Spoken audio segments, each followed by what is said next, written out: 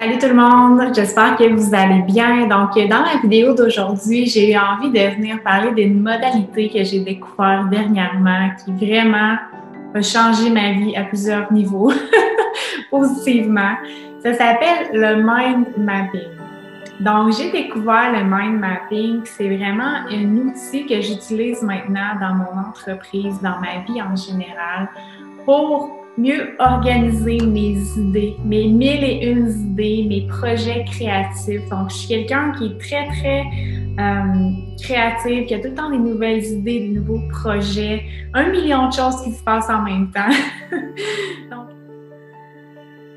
Donc, j'avais vraiment besoin d'une façon d'organiser toutes ces idées-là qui seraient simples, qui seraient intuitives, puis qui me permettraient de visuellement voir les choses d'une façon mieux organisée pour que ça sorte de ma tête puis que ça soit visuel sur papier.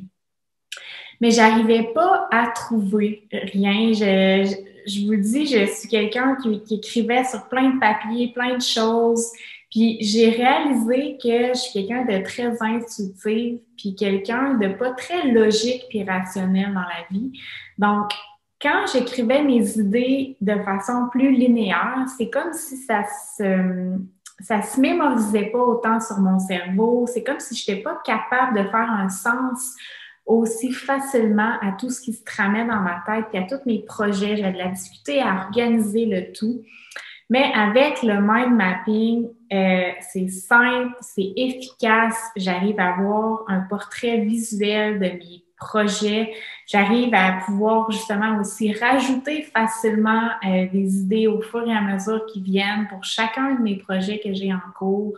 C'est rapide, c'est intuitif, c'est merveilleux. C'est merveilleux. Donc, aujourd'hui, je vais juste vous présenter, par exemple, un projet que j'ai organisé de cette façon-là. Donc, tu sais, j'en ai plusieurs en ce moment qui sont en cours. J'ai un projet de désencombrer chez moi, continuer ce désencombrement-là. Bon, il y a les cadeaux de Noël qui est un gros projet en soi, comme vous le savez probablement. Après ça, j'ai mon projet de service d'organisation à la maison que je veux démarrer des services. Donc, j'ai ce projet-là qui est en cours.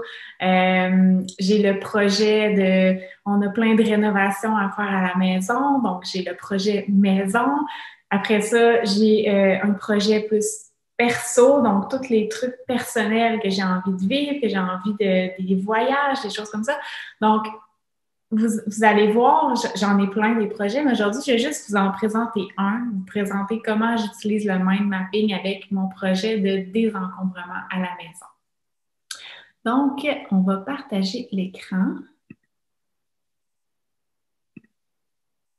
Alors, donc, vous allez voir que j'ai divisé en deux cartes. Hein, c'est vraiment en français, ils appellent ça des cartes mentales. C'est vraiment, on fait un schéma de tout ce qui se passe dans notre tête.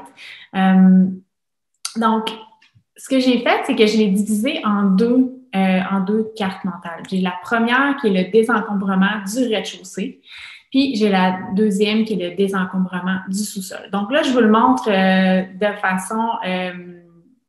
j'ai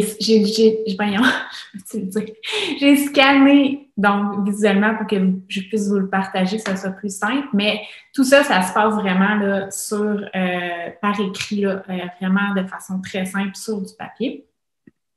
Donc, voilà. Comme vous pouvez voir, par exemple, pour le sous-sol, j'ai vraiment écrit désencombrement. Après ça, j'ai fait une bulle avec chacune des pièces. Après ça, en dessous des pièces, des fois, il y a des sous-pièces où il y a des tâches qui doivent se réaliser. Donc, ça peut aller là, vraiment, là, vous pouvez faire de plus en plus de petites lignes pour vraiment rajouter. Puis au fur et à mesure, comme vous pouvez voir pour mon autre là, que j'avais pour le rez-de-chaussée, j'ai barré certaines des tâches qui étaient accomplies. Des fois, je vais avoir un flash, je vais aller rajouter une autre pièce ou une autre section que j'ai envie de désencombrer. Donc, c'est vraiment de cette façon-là que je procède. Puis j'aime vraiment ça parce que visuellement, je vois exactement ce que je dois faire.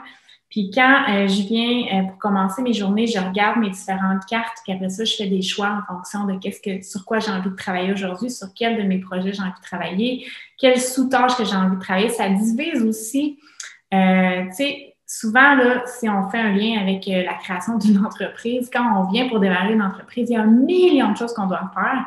Donc, quand on sépare toutes les différents trucs qu'on a à faire, qu'on voit visuellement ce qu'on a à faire après, puis qu'on sépare en sous-tâches, finalement, en plus petits objectifs, c'est beaucoup plus encourageant, beaucoup moins stressant d'y aller un petit pas à la fois, puis faire une tâche après l'autre pour finalement réaliser, après quelques temps, que bon, ben on a réussi à faire beaucoup, puis que ça avance notre projet. Donc voilà, c'était ça, c'est tout simplement ça. Je ne suis pas une experte en mind mapping, honnêtement. Aujourd'hui, je voulais juste vous présenter ça pour que vous puissiez l'essayer vous aussi. Si vous êtes une femme plus intuitive, créative, qui peut-être est moins linéaire dans votre façon de penser, qui est un petit peu plus globale, je suis sûre que vous allez aimer cette approche-là. Donc, n'hésitez pas à l'essayer puis à l'appliquer pour vos 1001 projets. Donc voilà, je vous laisse là-dessus. Bye tout le monde!